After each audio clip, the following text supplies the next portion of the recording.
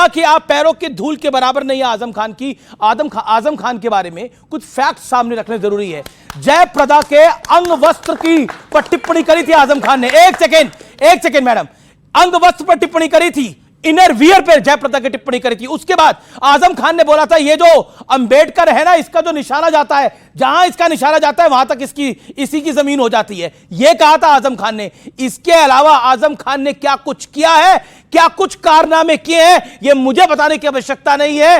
कोई भी आज के इंटरनेट के जमाने में जाके पढ़ सकता है आजम खान किस तरह का व्यक्ति था। उस आजम खान को बोल रहे पैर की धूल के बराबर नहीं है। आजम खान आपके लिए नेता होगा, आपके लिए अतीक अहमद भी नेता होगा भाई। उसके कुत्ते से मिलते थे आप लोग जाकर, ये सत्य है।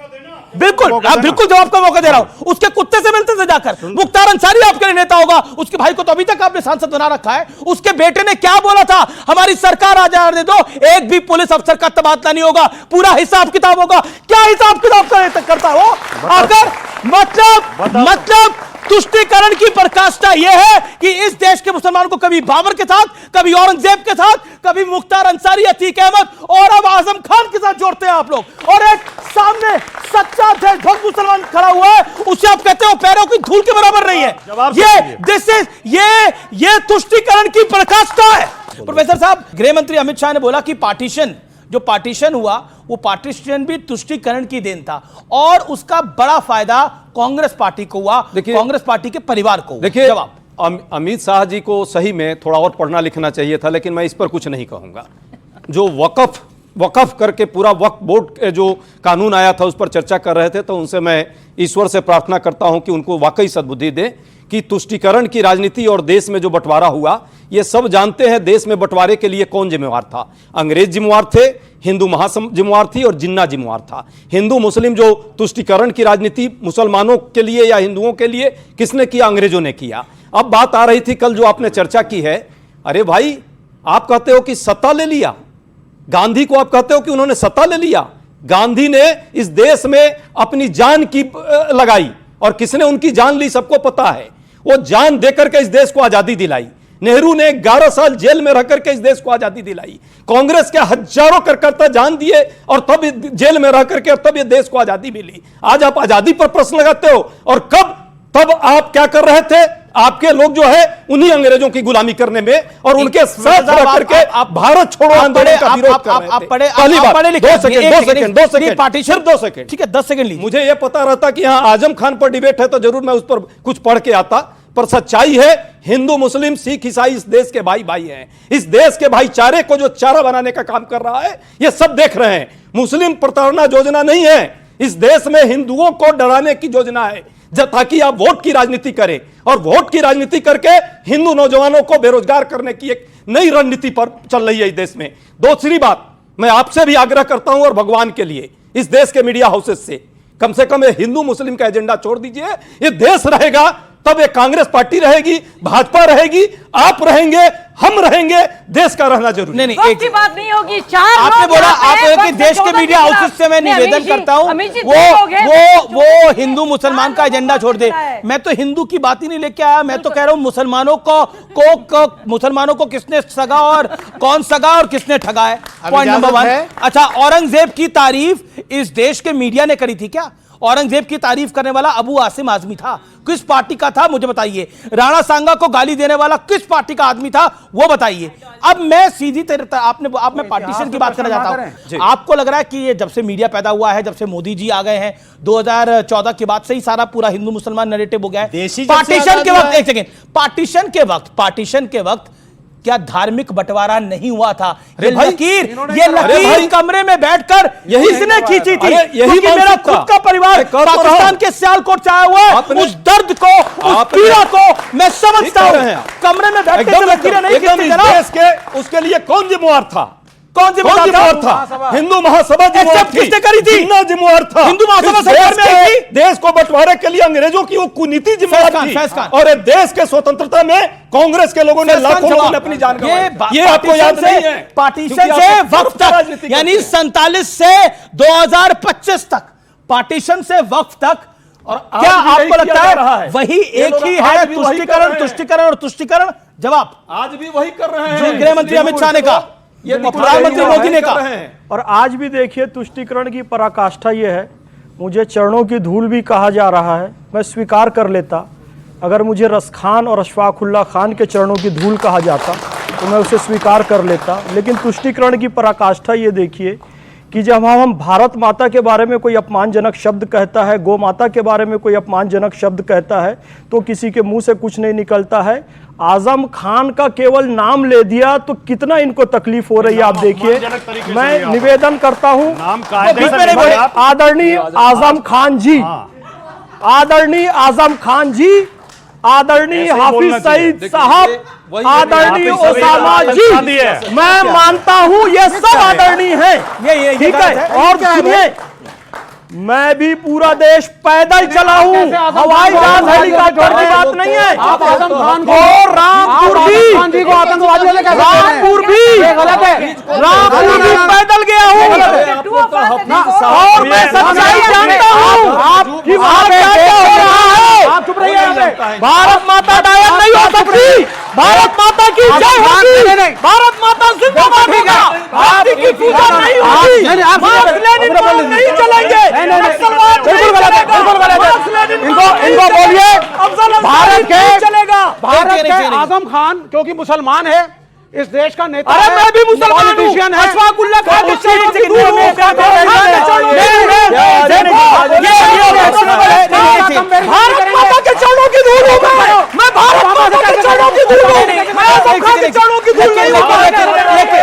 ठीक है भैया, आदरणीय आजम खान, आपको एक सेकंड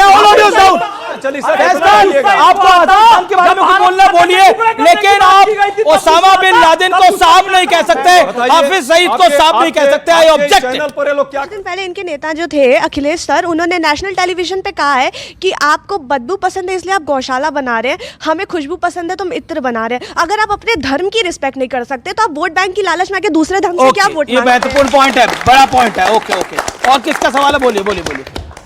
मेरा सवाल राजकुमार भाटी जी से है कि जब अयोध्या में राम मंदिर का निर्माण हो रहा था तो अब उस समय आप अस्पताल और कॉलेजेस की मांग नहीं कर रहे थे, परंतु जब वक्फ बिल में लाखों एकड़ की ज़मीन है तो आप कॉलेज और अस्पताल की मतलब वहाँ पे बात कर रहे थे अयोध्या में राम मंदिर के वक्त में, और अभी आप कॉलेज और अस्पताल की बात नहीं कर रहे हैं। आखिर वक्फ बोर्ड से इतनी ममता क्यों है? वक्फ बिल संसद में पास हुआ है और सुप्रीम कोर्ट में भी इसमें इसे चैलेंज किया गया है, फिर ये सड़कों पे ये हंगामा क्यों हो रहा है? सड़कों पे हंगामा क्यों हो रहा है? जब मतलब संविधान सम्मत एक काम हुआ है, उपाध्याय साहब एक सेकेंड, संविधान सम्मत काम हुआ है। संविधान क्या कहता है? संविधान कहता है अगर देश की संसद कोई कानून बना रही है, राष्ट्रपति इसको साइन कर रही है, और मतलब इस देश के कुछ नेता और कुछ धार्मिक नेता कहते हैं हम नहीं मानेंगे इस कानून को, कैसे नहीं मानेंगे इस कानून को? कोई जब भी बनाए, सुनिए, कोई भी कानून है यदि जा रहा है सुप्रीम कोर्ट के बीच में, तो इसका मतलब उसके रिव्यू का एक रास्ता संविधान नहीं दिया है।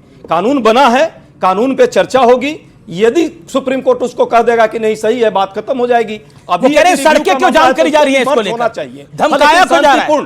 शांतिपूर्ण धमकाया क्यों जा रहा है? नहीं, धमकाने का जो धमकाता है उसको सरकार धमकाएगी। ये भारत भूमि एक स्वतंत्र देश है, धर्मनिरपेक्ष देश है, लेकिन फिर से यहां पर वक्फ बोर्ड के नाम पर एक बहुत बड़ी साजिश रची गई थी और रेलवे के बराबर भूमि लगभग कब्जा ली गई थी, और रोलेक्ट एक्ट की तरह कानून बनाकर बिना अपील, बिना वकील, बिना दलील 1919 में किसी भी भारतीय को उठा लिया जाएगा। और यह कानून बनाया गया कि जिस पर वक्फ हाथ रख देगा वो वक्फ की हो जाएगी। फिर से इस बात का प्रयास किया गया था, लेकिन हम धन्यवाद देते हैं प्रधानमंत्री श्री नरेंद्र मोदी जी को, अमित शाह जी को, किरण रिजिजू जी को और नीतीश कुमार जी। आप साथ रहिए, चंद्रबाबू नायडू जी और चिराग पासवान जी। मुसलमान आपके साथ है, ये देश आपके साथ है। वाकई ये टोपी पहन के देश के मुसलमानों को टोपी पहना है। क्या बोला आपने? ये टोपी पहन के देश के मुसलमानों को टोपी पहना है।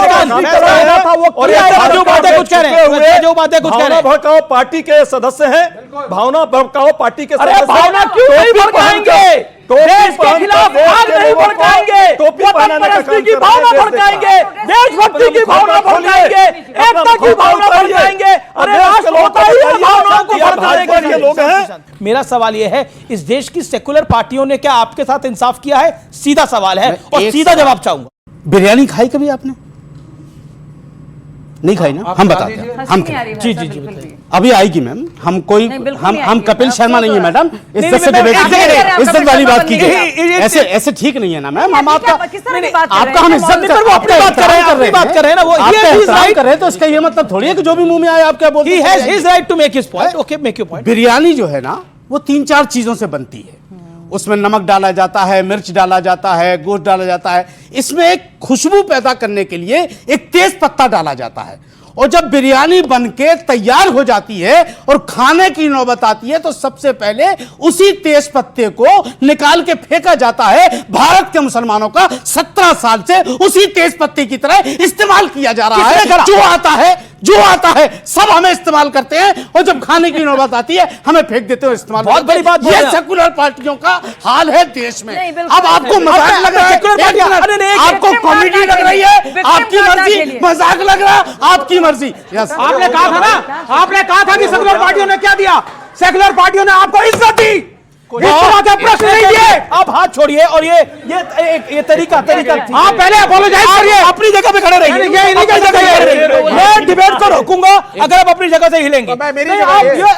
आप किसी पैनलिस्ट को इंसाइट बात करने की तो- कोशिश कर रहे हैं बार बार। करके इज्जत देना चाहते एक बात देना पड़ेगा सुनिए इज्जत तुमको। अजय जी, एक बात सुनिए, सेकुलर पार्टियां गई तेल लेने, मुसलमानों को कोई गुलाम ना समझे, ना डराए कि उसे इज्जत एहसान दी, फरामोशी। कोई इज्जत नहीं देता, ये एहसान फरामोश, इज्जत एहसान फरामोशी चल रही है, सच्चा एहसान फरामोशी चल रही है।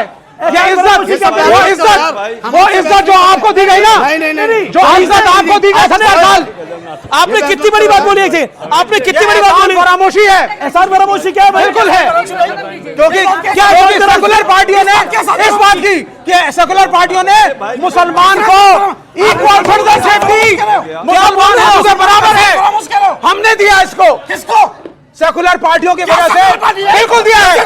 तुम बन जाओ मोदी के एजेंट पर, नहीं जाके करो वोट मोदी के लिए फिर। एक सेकंड, मतलब विवेक श्रीवास्तव, ऐसा आप इस देश में ये खुलेआम हुआ इस चर्चा के अंदर, ये खुलेआम हुआ इस चर्चा के अंदर, एक पैनलिस्ट को लगभग धमकाया जा रहा है और कहा तुम कैसे बोल सकते हो हमारे खिलाफ।